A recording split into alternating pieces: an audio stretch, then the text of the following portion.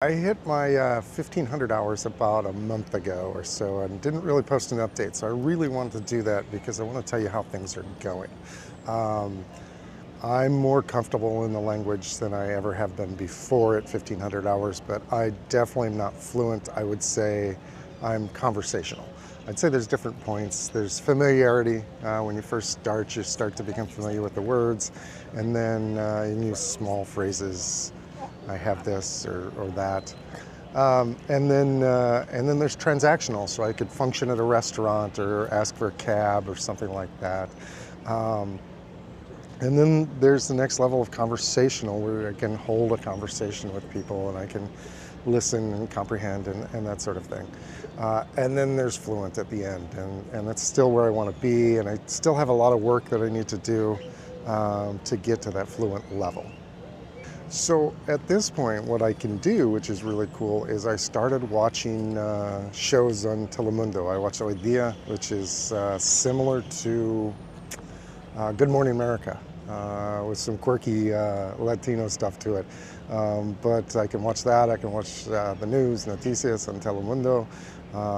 And that's all really accessible to me. I can sit and watch an hour of it without any difficulty at all.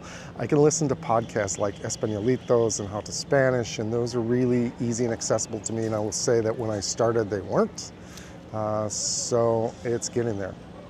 And probably the biggest victory, I've had two really big ones, one yesterday here in Cozumel. So I was able to hold a conversation with our taxi driver for several hours as we toured the island of Cozumel.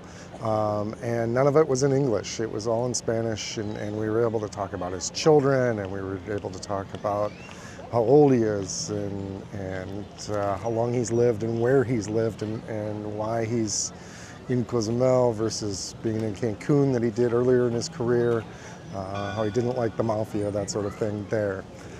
So it was a really valuable time for me and really comfortable for me to have that conversation.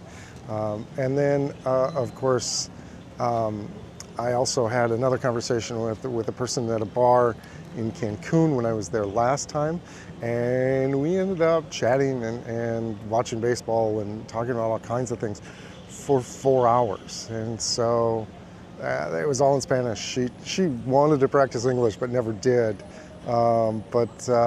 Yeah, that was a long conversation, and just like yesterday was too, where I could kind of continue and have really good, meaningful conversations about things and talk about a variety of subjects. So that's really cool. That's a really cool point that I'm at.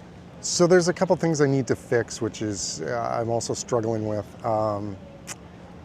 Still some conjugations. I'm still finding my way through that. Still some pronunciation because I'm getting into some more difficult vocabulary. I had pharmacueto for pharmacologic stuff, and struggled with that word the other day. There's just some words that I struggle with that I just need to practice and sound out, and it just like a child does. Sound that word out. And I remember that in elementary school, but it all comes back. Gender agreement is really tough for me, and so I need to kind of continue to work on that. It's starting to flow a little more naturally. I always catch myself when I say it incorrectly, and then I know it was incorrect when I get back to it. So I have to be careful there. And then subjunctive. I'm starting to hear it more often, and I'm starting to offer up subjunctive phrases, tengas un buen día, and that sort of thing. Espero que, blah, blah, blah. So that's one thing that I'm trying to work on. I've always said that your mileage may vary, which I think is still the case. That, if you're watching and not really paying attention, but just your input's playing in the background, and you may not absorb and you may need more hours. But I know there were some definite points that I felt along the roadmap where things started to click, and they weren't always at that even point where Dreaming Spanish kind of says it will be, but it's in there. It's definitely in there. And not to go through the roadmap line by line, but just to be able to have conversations is where I want to be but always your mileage may vary if you're learning Spanish yourself with comprehensible input. My next goal is to get another 500 hours, and I've already got about 75 or so into that. So, 400 hours left to get to 2,000 hours, which will be in 2 years that I started this journey. That was right after I made my trip to Holbox and decided I wanted to get better at speaking Spanish and really put this effort into it. So that'll be 2,000 hours, hopefully by May. And I have a lot more work to do. My hours breakdown was also significant. I did about half and half inside and outside the Dreaming Spanish platform. In total, I think I had 976 hours of videos that I watched. And then I've also had 400 hours of speaking. And whether that's volunteering at Open Heartland, and I don't speak as much as I probably should down there, but I listen to conversations the entire hours that I'm there. I also have a baseline subscription, so I've been working with tutors and being able to speak with the folks there quite a bit. So I've had about 400 hours of talking, so to speak, in my studies too. I did have some jumping off points that I can kind of say I think I noticed along the way.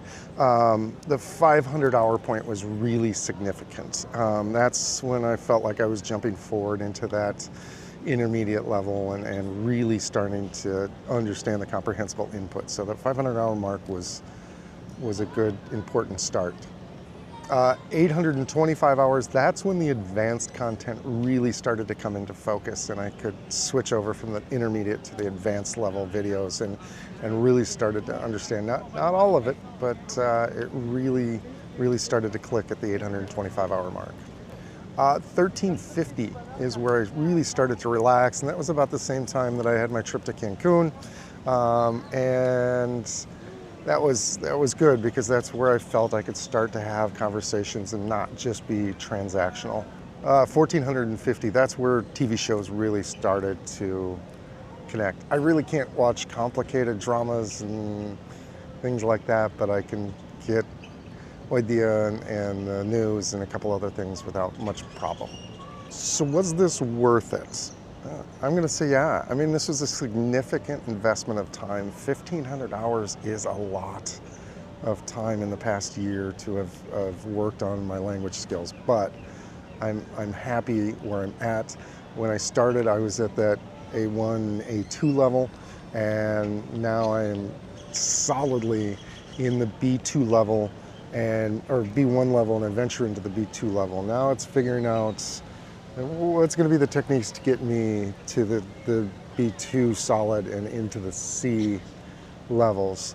That's where my goal is for the next time that I invest into learning my language. But at this point, I'm comfortable and I can have significant conversations and it's meaningful. So if you are looking to study Spanish, I can recommend this is one of those opportunities if you have the time to be able to invest, even if you don't have all the time to be able to do it as fast as I did. And there's people that do it much faster than me, but even if you don't have that time, checking off an hour a day or half an hour a day can really add up. It's consistency that makes a difference.